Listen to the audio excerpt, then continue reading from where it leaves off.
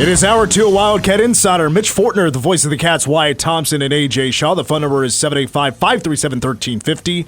Here in just a few moments, we'll be joined by K-State Athletics Director Gene Taylor, scheduled to call in at about 5:20. Wyatt, just a few moments ago, we were talking about K-State football, and, Deuce Green has decided to declare for the NFL draft. Dante Cephas out of Penn State, wide receiver, is coming to the Cats. He's already enrolled.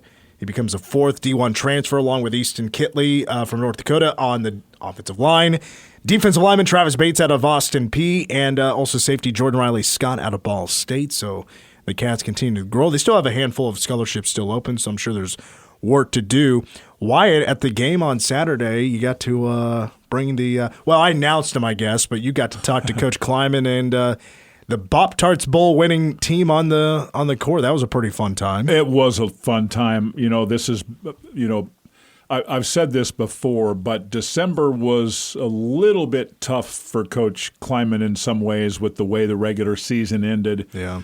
Colin Klein making the decision to leave and go to Texas A&M and all of the things that, that is the transfer portal and all of that. And yet not only did K-State survive it, but they played really, really well and beat a good team in the bowl game. Excuse me. I think they've replenished some talent through the portal. Some of the guys that you just mentioned, all of those guys you just mentioned, I'm just going to predict they'll all have impactful seasons for K-State this next year. So excited for them. I know they are pumped up for what they have returning. They've got some work to do. They've got a lot of starters to replace in the offensive line and what have you, but I'm excited, and I guess we'll ask Mr. Gene Taylor about this here in a little bit, but I don't think it'll be too much longer. We'll have a reveal kind of thing with this football schedule for the Big 12, and here we go. It won't be long. Now, also, we need to point this out because K-State men's and women's basketball are off to a very hot start in Big 12 play. The K-State men are 4-1. The K-State women are 7-0, and we haven't really talked about this yet, that, the women, of course, are approaching the halfway mark. Mm-hmm. The men are a week behind. But, of course, the tournaments are, the men will play a week later than the women, so. And the women, and the reason for that is that the women will be at T-Mobile this time, that's right, which is really great for them. And by the way, there's also now an extra day in the tournaments because if you're a top 4 team, you get a double bye right now, which is pretty cool. I think that really truly makes it now a conference tournament when there's teams that get a double bye at least. Both the men and women are at least tied for first in the Big 12 standings. Men tied with Tech, women 7-0 in Big 12 play. This long into the season, I can't tell you the last time it's been. I don't know if it's ever been this good so far in Big 12 play for both teams. Yeah, and I think probably would be apropos here to salute the K-State fan base for turning out double time on Saturday at Bramlage. We mentioned last hour as K-State outscored OSU in the last few minutes of that game, 18-7. It got really loud in there. It certainly was loud at times for the women's game, at least the part that I saw. You certainly would know way better than I would because you saw the whole thing, but man, it's just for the split doubleheader where you have to clear out and come back and to have those kind of crowds. Hey, the kids deserve it, don't get me wrong, but boy, K-State Nation really turned out big time on Saturday. Yeah, just barely under 20,000 fans total for both the men and women's games on Saturday. And for K-State to start in women's basketball, 7-0 is absolutely incredible. Now, we all question, of course, how does this team continue to play without Aoki? And I totally understand the question. Sure. She is such a force. And I said this earlier in the first hour. If you missed it, got to check out the podcast. Wherever you listen to your podcast, just search for The Game on 1350 K-Man. And you're going to hear us talk about the K-State women, their win against KU. But also a little thought on Baylor. And that thought on Baylor is this is a pretty winnable game, actually, for K-State. Baylor has struggled in the last 3 games to pull out victories, and they've only won 1 in their last 3. K-State is one of the hottest teams in America right now. It was very cool to see the K-State fans show up like they did. Being there live to watch it, the whole thing, and watching the fans file in, the student section was nearly full 30 minutes before tip-off. Brandon Schneider, who's the head coach of KU, said that is the best road student section he has ever seen. Wow. And he's been doing this a long time. Now, he coached for a number of years at Emporia State, won a national championship, and I think he's been at KU now for 10 years or so, something like that. He's been to many places. Sure. But to give that nod to your rival in a press conference, that's pretty big. Well, it is, and you certainly love when you hear that. And I think, again, it just augments what we're saying. People are enjoying watching this women's basketball team. They the men have been drawing really pretty well, since early last year with what Coach Tang has done, and what he's done is remarkable. You think about the first year where you're 26-10, and you're just a little bit away from the Final Four, and now 14-4 this year, and it's crazy. But the women's team, I think, so many people are talking about it because they are,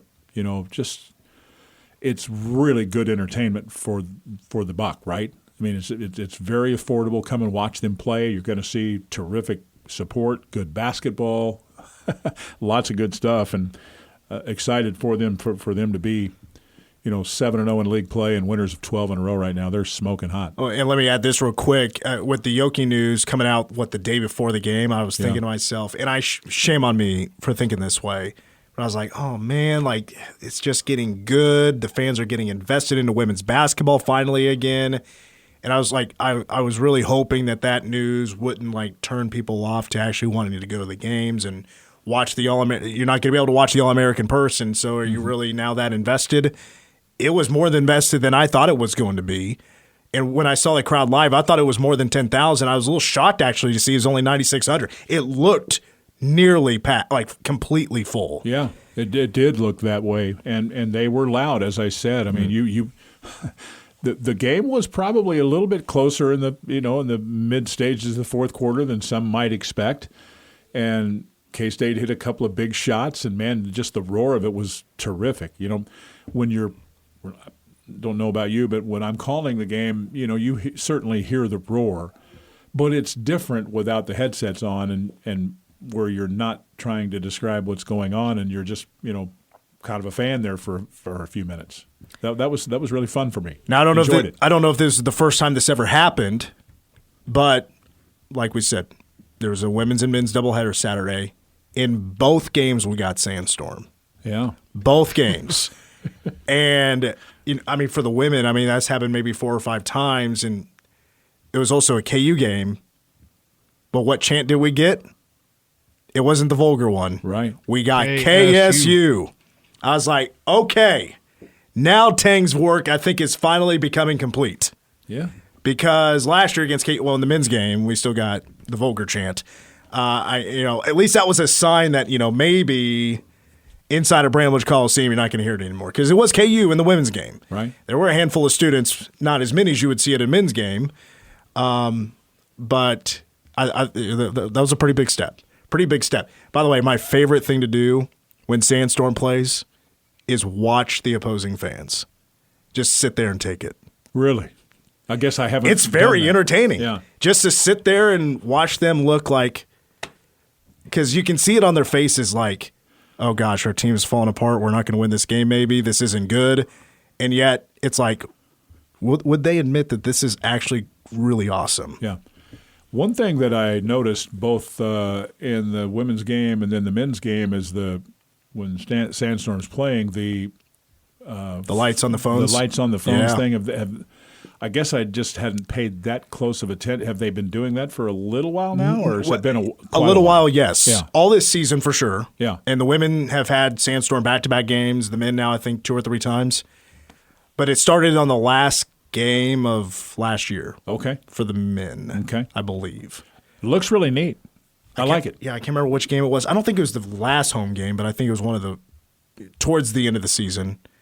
And it was during the media timeout, so you had the extended version of Sandstorm play, and some fans just started turning on the phones, and then more started to turn on their phones, and then they turned off the lights or turned the lights down, and that really added to it. And I think whoever made the call to turn the lights down, because I remember on that road trip, I was on a road trip with baseball when that game happened. So whatever game that was, ever since then, it's now a thing. It's always going to be cell phones on, lights on. Really adds to it. That's why I really like to watch the opposing fans and get their reaction to Sandstorm, because like I see a little in their eye. They're like, okay, this is kind of cool. This is pretty awesome. Sure. Our team stinks right now, but this is a pretty cool thing. That was the OU game, by the way. I was there. I remember when that happened. It was pretty awesome. All right, well, we need to take a break. Again, the K-State men and women either tied for first or the top team in the Big 12. The K-State women are the top team in the conference. They're the only undefeated team at 7-0, but that's on the line tonight. Against the 13th ranked team in the nation, the Baylor Bears, the Cats travel to Waco for a 7:30 tip-off. Pregame at 7 here on K-Man with Brian Smoller and Randy Peterson on the broadcast. And the game also national televised on FS1. We take a break. We are joined by Athletics Director Gene Taylor. One of the most popular 80s in the nation is next on Wildcat Insider.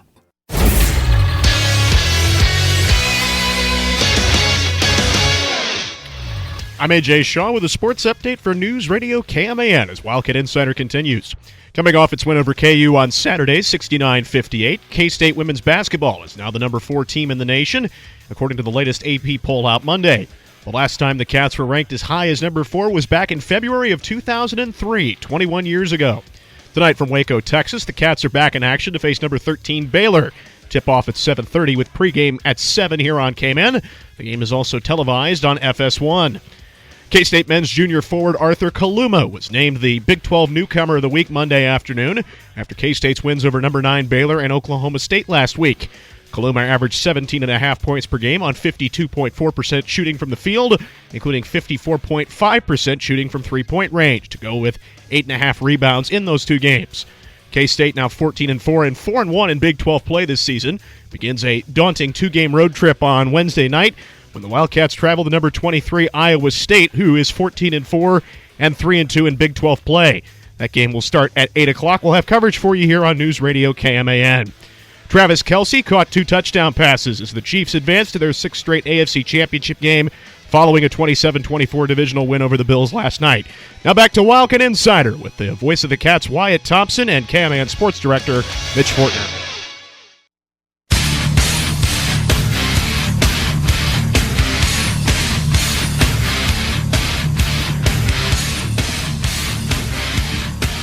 Mitch Fortner, Wyatt Thompson, AJ Shaw back with Wildcat Insider here on News Radio KMAN.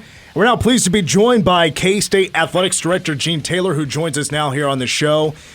Gene, let's open up with hoops. Both teams either tied or at the top of the leaderboard of the Big 12. You got to be feeling on cloud 9 right now about the start for both basketball teams. Yeah, it's certainly been a fun year so far. Obviously, still a lot of basketball to be played, but you know, both teams have won in different fashions early on. The women's were, not being challenged a lot. And then obviously you have KU come in and gave us a pretty good run in front of a tremendous crowd. I thought it was so fun to see that type of crowd for both the men and women's game. And then, the men, they just still, I guess, want to keep the crowd around to the bitter end with some of the wins they've had lately. But, I think clearly on the women's side in particular, they're so experienced, and then the depth I think has really helped them. And I think what Jerome's getting out of a lot of the new players is they're just coming along, as he's mentioned in his post-game press conferences. So, yeah, it's been a fun year so far. Gene, you mentioned the crowd, and it was, as a lot of people know, what we would call probably a split doubleheader with a 1 o'clock and a 6 o'clock game, but you clear the arena in between. To have that kind of crowd back-to-back, I'd love to know how many of those people are not from like Riley and Pottawatomie County, but you could just tell they were in it both games. Almost 9,000 for the men's game, just over 9 for the women. That's an incredible day. Yeah, and it was not the warmest day outside either. No. So people, were fighting with cold temperatures. So, I talked to obviously folks that have been around here for a while. Certainly for me, that was the largest women's crowd I've seen since I've been here. I know in the past we've had crowds similar to that, but well deserved. I mean, these women are playing hard. They're really talented. They're really fun to watch. They can, players you'll see step up different games, different players, and they'll win different ways. And obviously now facing a little bit of a challenge without Yoki and the next few weeks. But I think they be tested tonight against Baylor, no question. But I think they certainly have the capability of fighting through anything at this point. Do you have your own Gap goat yet? I don't have my Gap goat. It's taken me a little while to pick up on this. I now understand it well that the 7 stops in a game and 3 stops back to back, I think is pretty interesting, and it seems to be working, and it's gotten really popular really fast. That's for sure. Yeah, I saw at the games on Saturday they announced that at the next K-State women's game they're going to give away baby Gap goats. Do you have an idea of how many they're going to hand out on Saturday against BYU? I don't. I haven't heard that yet, but might as well take advantage of it while it's hot, and the fans are buying into it. They're bringing their own goats and all that good stuff. So now they got a chain to go with the goat. So that's a good thing. Well, Gene, there's a question I want to ask you for a couple of months now that has to do with, and it just, it sparks up once again. We see the Caitlin Clark incident that took place yesterday at Ohio State. You see very rarely a court storming in women's sports. And I remember when volleyball beat Texas and there were students that tried to rush the floor, and then here come members of K-State faculty and fan experience and all that, keeping the students off the floor. What is K-State's protocol with women's sports and potential court stormings? Is there a rule for that, or is it just one rule in general on how to handle those things? It's all based on venue and the number one priority, whether it's football or basketball or volleyball now or whatever the case may be. It's not a men or women's. It's a protect the athletes and the officials and the coaches. And, get the athletes off the floor as quickly as possible, get the officials off the floor, set up a protection between the fans storming and letting the team still go through the handshake line. I don't know if you've seen our operation last year. I believe it was after we beat KU. They came out. They were able to keep the crowd to one side of the court. They, draped a long, big rope with their security. The teams were able to shake hands and go off, through the tunnel, and most of the fans were kind of down at the other end. So it just kind of depends, too, on how a game ends and when it ends, right? That was the issue, I think, yesterday with the Ohio State game. Caitlin was at the other end from where the fans were rushing onto the court, and so she was at the opposite end, and so she couldn't get off. Fortunately for us, fortunately, I guess, I don't know if I say that right, but our students are across from the benches, so we do have time to probably get the players. We have a natural barrier there. Obviously, we have our courtside seats, so it takes a little time. So we do have some time to get the players to the one side pretty quickly, get the officials off, and get our protection out. But every venue is different, and football is a little different too. Obviously, we've had issues. I think in Oklahoma a couple of years ago where we didn't get everybody off, and we got fined. So. We're just trying to. The biggest thing, the number one priority, is student athlete safety, coaches safety, and obviously official safety. And however we do that per venue is through our operations staff figuring that out. K-State Athletic Director Gene Taylor, our guest on Wildcat Insider today. Gene, a couple of other thoughts about Saturday, such a special day, and I'd be remiss if I didn't ask you about both of these. I think Legends Weekend for the men, and you go all the way back to.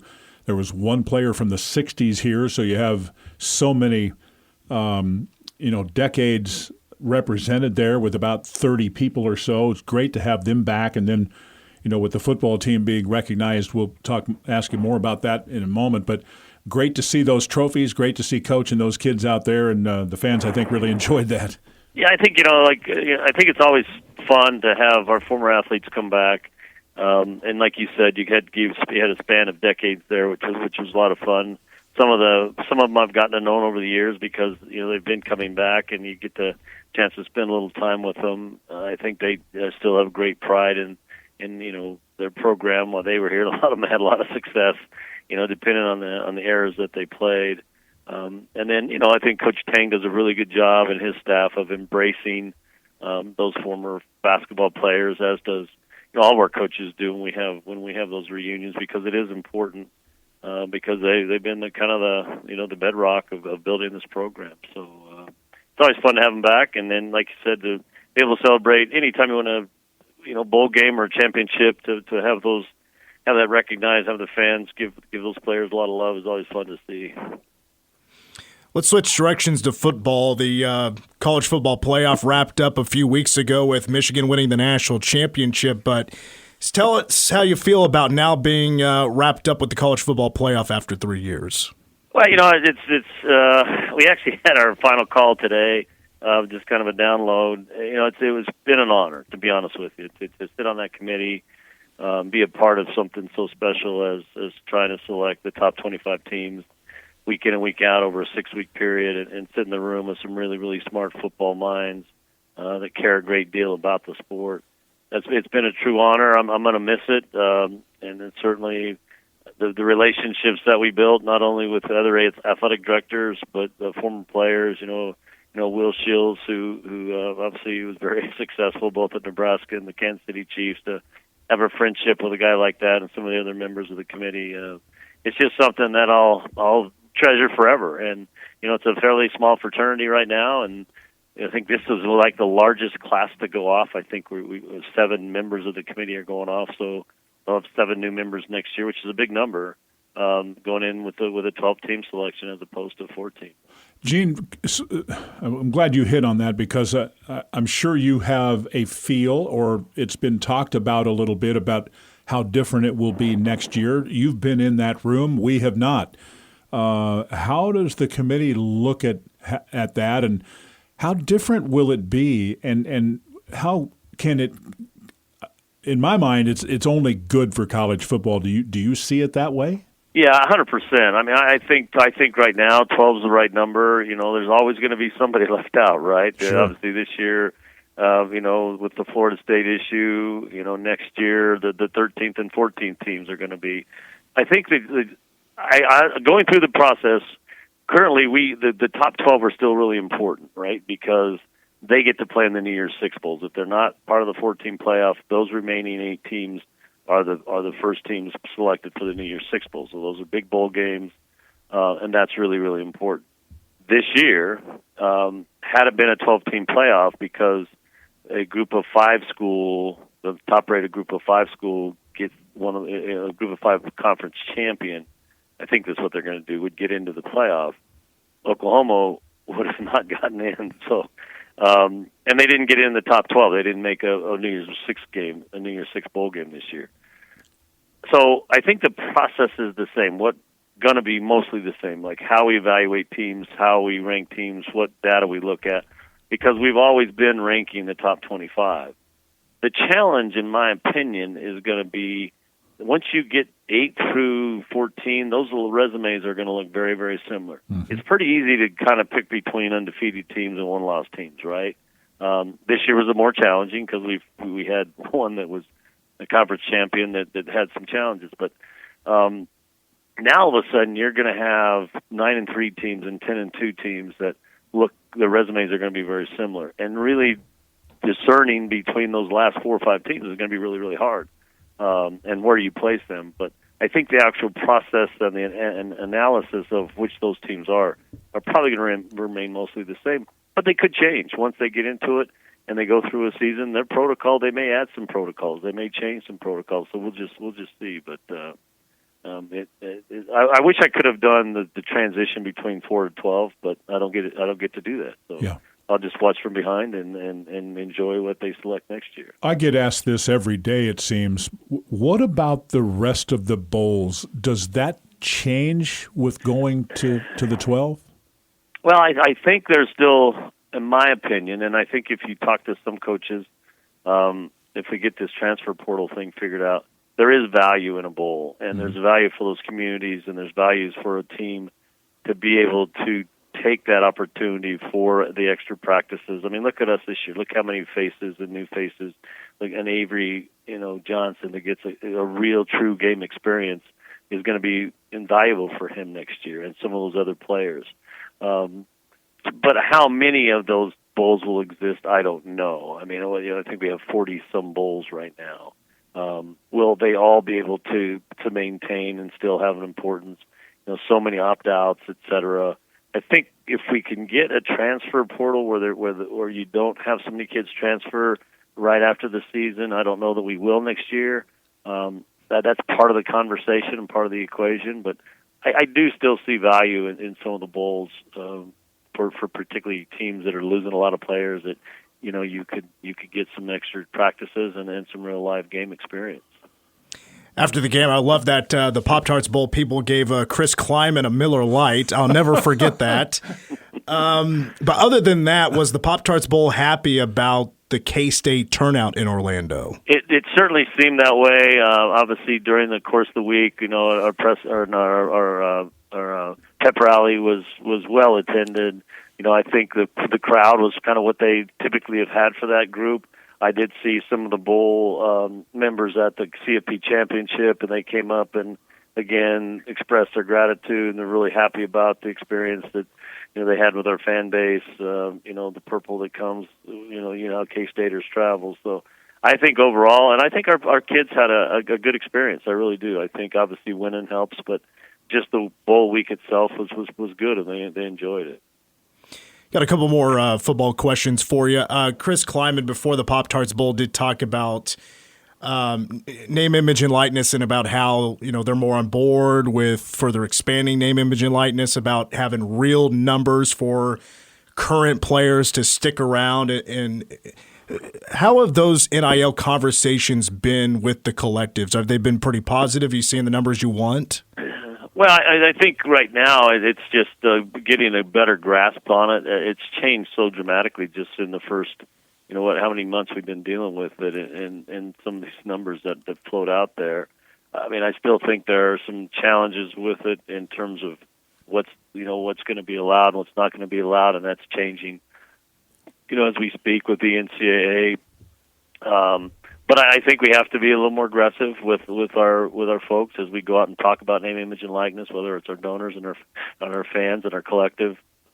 I think we're going to have to get, they're pretty organized. They do have some dollars available, but those dollars are going to have to increase. And so we can be competitive. Now, we're not going to, go out and do stupid numbers. I think there's going to be some limits, obviously, but I think coaches want that. I don't want them. I don't think they see us, paying a kid that's not that much of a value if we don't have to. But it's changed, and staying on top of it and how quickly it's changed just in the few months we've been involved with it is something we're going to have to, just stay on top of, working with our coaches, working with the collective, letting our donors know the importance of it. We'll continue to do that. All right, Gene, the last one is about football schedules. I had just heard that it had been pushed back a little bit, and then the recent reports were that they're supposed to come out January 30th. Is that the plan for the Big 12 to have those out in a week from tomorrow? Well, that's what I understand. Our conference it's complicated, I think, because of the change of not having. We know who we're like when we just had the 12 of us. We know who we're going to play, and we're going to play 9 games, et cetera, and play everybody. I think that's been a challenge. I think our TV partners, as they look at the matchups and say, okay, they need to play a role in that, that's taken a little bit longer than what we anticipated. So I believe the conference is going to get with each athletic director and kind of say, hey, here's what your schedule might look like, any major issues. We can't really change it if the schedule that they give us meet our scheduling philosophy and priorities. I can't say, well, I don't want to play that team that day. I just have to accept it. What we look at is, are we playing, are we going to play 3 games on a road in a row? Well, that's not we're not allowed to do that. We can change that. Are we going to West Virginia one week, coming home and going back to Central Florida? That's not something in our, in our priorities. So we look at those kind of things, but who we play, when we play them, we won't be able to argue that. It's as long as we meet the other priorities. But hopefully, I think the 30th would be the date that they can start releasing that. All right, that's good news. Well, Gene, as always, it's great to talk to you. I can't speak for every K-State fan, but K-State sports a pretty good time right now. So I want to thank you for your time and your work, and hope to talk to you down the road. Thank you for your time. Appreciate it, guys. And we got some great coaches to make that make my job a lot easier. So I appreciate it. That helps, doesn't it? Yes, absolutely. Thanks, guys. Talk to you soon. You Bye-bye. bet. That's K-State Athletics Director Gene Taylor here on Wildcat Insider. Part of what makes him great is that humbleness, don't you think? He's chill. He's a chill just guy. I mean, I'm prejudiced because I work for him, but he hires really good coaches and lets them work and gives them everything he possibly can to help them succeed. He's done a great job, man. He's like that quarterback that wins a big award or gets, and buys a Big 12 Rolex player for of the week. all the offensive linemen, Yeah, right? it's everybody else. They make my job easy. Yeah, There you go. Absolutely. All right, let's take a break. Wyatt, when we come back, hey, the next game for the K-State men is Hilton Coliseum against a top 25 team in the Iowa State Cyclones. Wyatt will help us preview the site. Mitch Fortner, Wyatt Thompson back with Wildcat Insider on KMAN. We take it to 6 o'clock. That's when pregame coverage begins. All right, check that. That's when Chiefs Kingdom begins. At 7 o'clock starts pregame coverage of the K-State women, the number 4 team in the nation, visiting the number 13 Baylor Bears. And that tips off at 7:30. Pregame at 7. The game also nationally televised on FS1. Wyatt, coming up on Wednesday, we have K-State at Iowa State. Cyclones are number 23. K-State receiving votes this week are all the way up to number 28 if you count up the votes. So just on the outside of the top 25, I would imagine the bracketology changes in favor of K-State now after being a bubble team this past week. Iowa State, they're 14-4. They're 3-2 in Big 12 play. They haven't had an easy schedule. Now, it's Big 12, everybody will say that. But they faced a lot of top 25 opponents out of the gate. 4 of their 5 games have been against teams out of the top 25. So this will not be an easy game. Just ask Houston, who lost in Hilton Coliseum a week ago. Yeah, and we all know how good Houston is. They're number 1 in the net, top 10 in the country. Those types of things, we'll see them on Saturday. But, we always talk, when we talk about Iowa State, we talk about what? Good coaching, great atmosphere at Hilton Coliseum. Their fans are as good as most. The place will be packed. You've got 2 14-4 teams. K-State's 4-1 in the league. They're 3-2. And they've been kind of what you expect in some ways and then not in others. Well, here's what I mean by that. They're always, for the most part, a team that will sit down and guard, and they're pretty good defensively, right?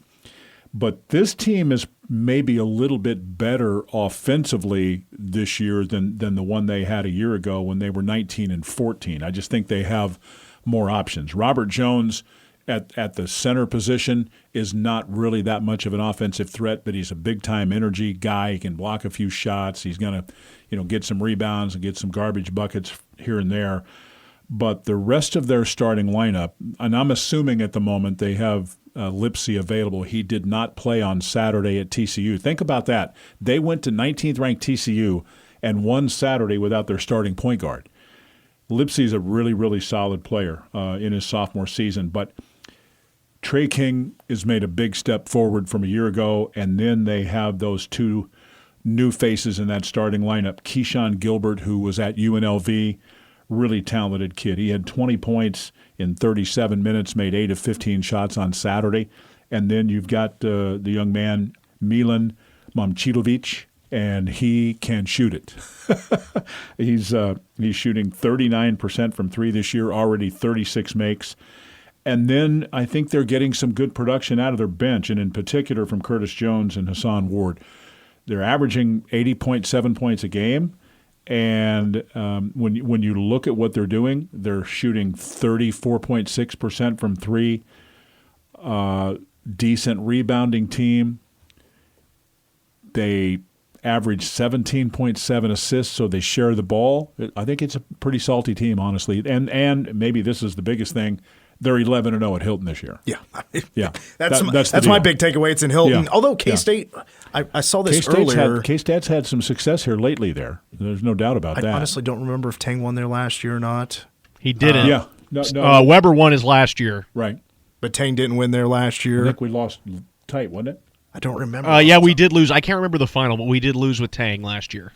But honestly, I think K-State's won 4 of the last 6 in Hilton or something like that. Is that right? Yeah, something like. So it's actually hasn't been that bad for K-State and Hilton the last half decade or so. Oh yeah, and it is a difficult place. Not that there aren't others in the league that rival it, because there are.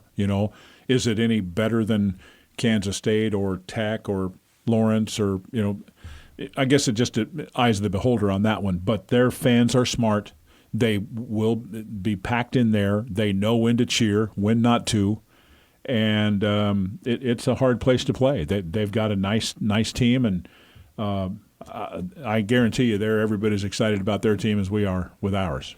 I'm interested to see how the flow of this game takes place. I mean, Iowa State is a team that takes care of the basketball pretty well. K-State's been coughing it up too much the last 3 games, averaging over 17 turnovers. That's going to be a thing. I didn't mention that, and here's the deal, okay? I mentioned that they share the ball, 17.7 assists for their offense, but how about this? They only turn the ball over 10.9 times, but how about this? They force 18.6 turnovers a game.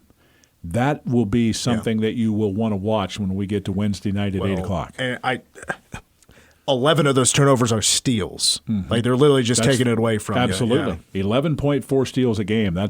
I haven't looked yet at that, but I'm going to guess that's tops in the Big 12. Well, there's no doubt. I mean, this is where K-State proves that they're true contenders. Sure. I mean, we're talking about not being better than a bubble team, being a top half of the Big 12 at the very least, top half of the Big 12.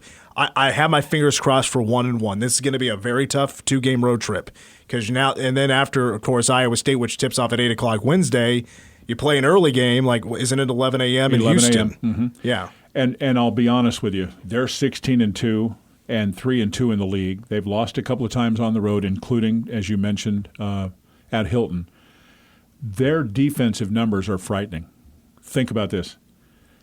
I'll give you K-State as a comparison. K-State's been playing really good defense of late. They're giving up 67.3 points a game. Houston gives up 51. Yeah.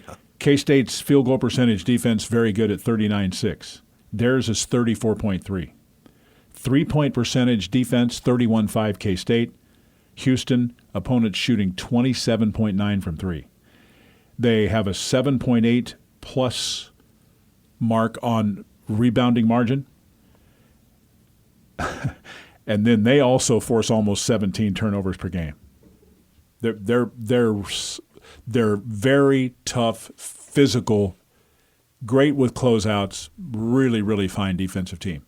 What gives you hope is from time to time they can struggle on the offensive side. They don't always make shots. They're really hard to beat when they're making shots just because they're so good defensively. Wednesday night's tip-off is at 8 o'clock, pregame at 7 here on K-Man. Wyatt Thompson, Stan Weber on the broadcast. And, you guys aren't even coming back home, right? You're going straight to Houston, or maybe not straight to Houston, but we're going at Ames, Des Moines to Houston. Probably get to the hotel about, we're guesstimating somewhere around 3:15 or 3:30. So right after the game, you guys are leaving straight Correct. for. Oh, okay. Yeah. I didn't. Okay, Yeah. that's not. I thought it was different. That you're leaving the next day. No, we're going straight through. Does 10 get the team up early when you guys arrive, like for road trips? I guess you probably don't do that often, where you're arriving for a road trip at 3 a.m. Right. Yeah. So I would think that I don't remember what the wake up. I can look here. I've got it. They won't get them up too early on Thursday morning. I think they get up about 10 o'clock, but they immediately go to shoot around. Or actually, they will. Let me look at this. They go. We get there tomorrow. Then to Houston. We get into Houston. Don't have all of that yet, but I think they will go late morning to practice there. Okay. Yeah. All right, let's take our final break. We'll wrap up Wildcat Insider next. Mike Loans when we come.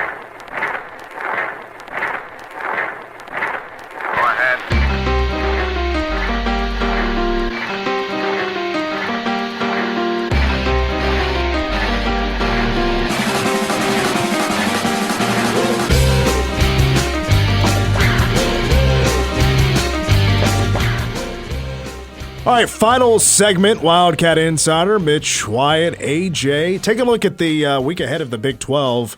There's a big Monday game in Lawrence, and the Cincinnati Bearcats are the victim. I say victim because I expect KU to win. It's Allen Fieldhouse, but you know, Cincy's been kind of sneaky.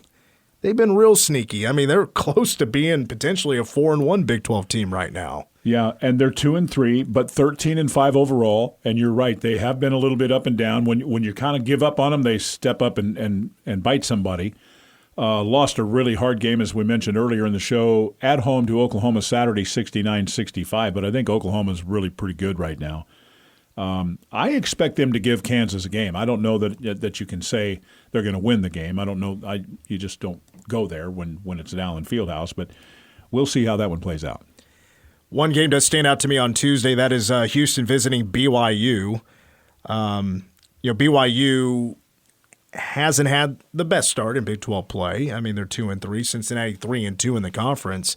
BYU's going to be one of the better environments in the Big 12 now that they're in the conference, and I wonder how Houston once again goes on the road, hostile environment, and performs. Last time they did that, they lost to Iowa State. Intriguing game for me with Houston at BYU from this perspective. We talked just a little while ago before the break about Houston's monumentally good defensive numbers, and you've got a BYU team that loves to spread the floor, reverse the ball, and shoot a ton of threes. If BYU makes a lot of threes, when they do, they can beat almost anybody. We'll see how much space they get and how can – I mean, I don't want to say this. Will Texas, or I should say Houston, kind of stymie them in trying to get that ball reversal? Because I got a sense that that's what they're going to try to do. Make it hard to get the ball moved side to side. And if they do that, then they can probably win in Provo. By the way, what a week it is for Iowa State. They host K-State on Wednesday, then they host KU on Saturday. Yeah, you like that, huh? I mean, that's a heck of a week for home games and those season ticket holders. Oh, for sure. And it doesn't matter how cold it is there. I remember the year we started conference play up there in late December. You remember that? And their bowl team was in Orlando, the game we played in. It wasn't the Pop-Tarts Bowl then, but it was that bowl. Mm-hmm. And they packed Hilton Coliseum the week of the bowl game. That was like, you have got to be kidding me. That's impressive. Yeah, Oklahoma State 0-5. Nobody in the Big 12 is 1-4. Everybody else is 2-3 or better. Uh-huh. But West Virginia will play at Oklahoma State. Give them the Pokes the win at home on Saturday. I think if Jesse Edwards is back, I think West Virginia can get him. Me too. All right, well, that's going to do it for Wildcat Insider. As always, Wyatt, appreciate you stopping by. Yes, sir. Enjoyed it. Thank you. That's going to wrap it up. I want to thank A.J. Shaw for running the board today, Wyatt Thompson to my 2 o'clock, helping me co-host, and I'm Mitch Fortner. Manhattan Hoops on the road at Emporia. This is the boys playing at 7:30, pregame at 7:15, so I won't be here for most of the show, but we'll be back for another 2 hours tomorrow. Thank you for listening to Wildcat Insider. Go Cats. I'm back, Wildcat Insider.